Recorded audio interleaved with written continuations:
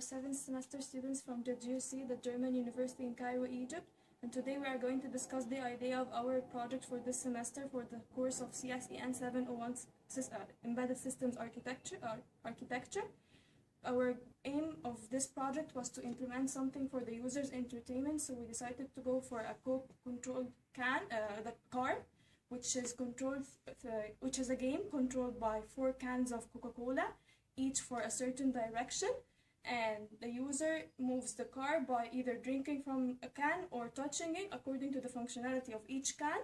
Furthermore, we have a timer that is decreasing as long as the car is moving through scanning a maze, and whenever the car hits a barrier, the time decreases, and eventually if the user fails to scan all the maze and reach its end before the time, he loses and a buzzer is making a sound. And also when it hits the barrier, the car hits a barrier, the buzzer makes a sound.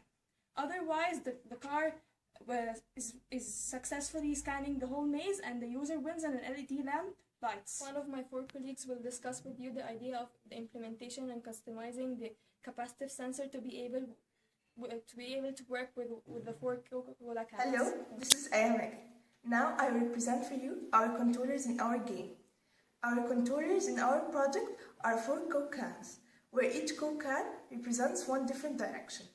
In order to achieve this, we made a capacitor sensor by making a circuit where we made the player being the ground of this circuit. Now with the circuit. In our circuit, we have 4 resistors. For each resistor is connected between the ground and 4 different outputs. Each output is then connected to a single input, where each input is connected to the straw of the Coke can. So, when the player drinks, the circuit closes. Now, with my colleague Ahmed Osam, will explain the transmission part. I'm going to talk about the connection between the car and the controlling station. It was done by connecting transmitter and the receiver. The transmitter was connected to the controlling station and the receiver was connected to the car. The transmitter determines which direction the car is going to move according to which can the player is going to drink. And also it has 2 flags which determines if the game was over or the player won the game, according to if the player passed through the PIR sensor motion before he exceeded the time limit, then he will win the game. Else he will lose, and there is also a buzzer connected to the car. It buzzes when the player is going to hit anything, it alerts him.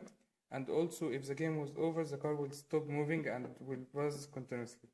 Thank you, and we are going now to move to my colleague Nadine Adel. I'm Nadine Adel. Now we are going to explain the part concerning the H bridge. The H bridge is responsible for the speed of the car, the direction of the car, whether backward or forward, and it can support extra voltage for the car. Actually, the H bridge connection was divided into 2 parts, the input part and the output part. The input part is connected to the Arduino. It consists of 6 pins, and it's divided into 2 parts. A part that supports motor A, and the other part supports motor B. The part which supports motor A consists of the enabling part, which enables the tire whether to move or not, and also in1 and in2, which they are responsible for the backward or forward motion, and the same for motor B. The other direction, which is the output direction, is responsible for the external voltage, which are 5-volt batteries, and wires that are connected to the motors. And thank you. Now we are going to continue with my colleague Fatma Tor. Hello again, this is Fatma. Next, we are going to explain the idea of using a motion sensor to be able to detect that the car has reached the end of the maze and to decide whether the game is won or not. Once the motion sensor detects that the car is moving within this range in front of it, it sends a signal to the Arduino and the LED lamp is light above here. Also, we used an IR sharp proximity and rangefinder sensor here placed at the top of the car to be able to detect barriers while scanning or moving through the maze right here. Once it detects that there is a barrier in front of it within a certain range, or it hits that the car has hit this barrier, the timer score decreases automatically, which leaves less time for the car to be able to scan through the rest of the maze and win the game. Thank you. Now I'll give you a brief description about the maze. This is the start of the maze. Then we're going through the maze now. This is halfway there. Any hitting of any obstacle decrements the score of the car. Then, here we reach the end of the maze where the motion detector detects that the car has finished its track. Now, here are the 4 controllers of for the car. This is the forward, the backward, the left one, and the right.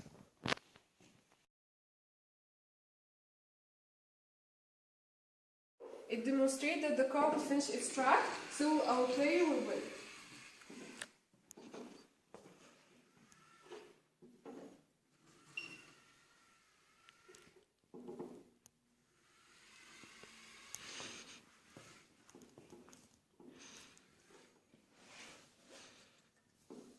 As we can see, Ahmed is controlling the car through drinking from the cola can.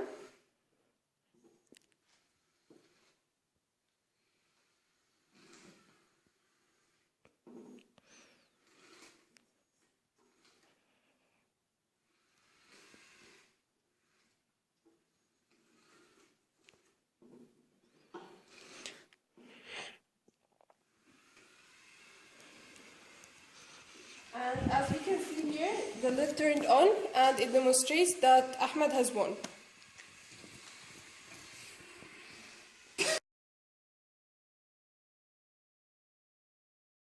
With our second demo, it demonstrates that the car hits an obstacle, so the score will be decremented, and we will wait until the time limit exceeds, so the game will be over. As we can see now, Ahmed is controlling the car with the Coke cans. And now it hits an obstacle, so we can hear the buzz. It denotes that the score is decremented.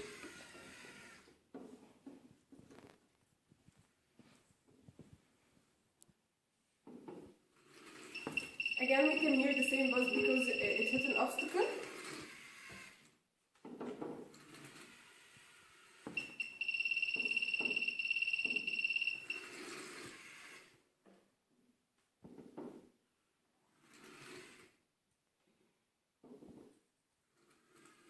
As we can see, Ahmed is controlling the car in the 4 directions with the Coke cans. You can hear the same buzz again. And now, this buzz denotes that the game is over because the time limit exceeds and the score is decremented till 0.